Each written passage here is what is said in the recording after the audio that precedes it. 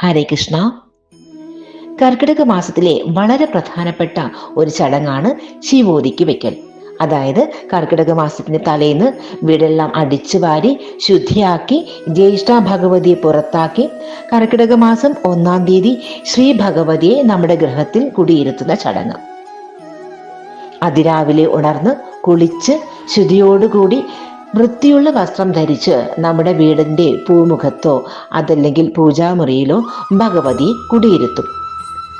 നിലവിളക്കിൽ 5 തിരിയിട്ട് ഭദ്രദീപം തെളിച്ച് ഈ നിലവിളക്കിന് സമീപം അഷ്ടമംഗല്യം ഒരുക്കി ദശപുഷ്പം ഒക്കെ വച്ച് ഈ അഷ്ടമംഗല്യത്തെ ഭഗവതിയായിട്ട് സങ്കല്പിച്ചിട്ടാണ് സാധാരണ ശിവോദി വയ്ക്കുന്നത്. ഇന്നത്തെ നമ്മുടെ ജീവിത സാഹചര്യത്തിൽ നമുക്ക് ചെയ്യാൻ സാധിക്കുന്ന ലളിതമായൊരു ചടങ്ങ് പറയാം.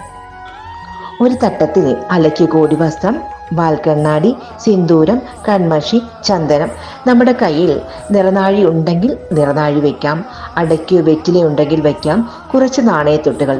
ഇത് ആ ഭദ്രദീപം തെളിച്ചു വെച്ചിരിക്കുന്ന ആ നിലവിളക്കിന് സമീപത്തായിട്ട് വയ്ക്കുക. നമ്മുടെ കയ്യിൽ എന്തുണ്ടോ അത് മാത്രം വെച്ചാൽ മതി. ഭദ്രദീപം തെളിക്കാൻ മറക്കരുത്. ഭദ്രദീപത്തിന്റെ വലതു ഭാഗത്തായിട്ട് ഒരു കിണ്ടിയിൽ നിറയെ ജലം വയ്ക്കുക.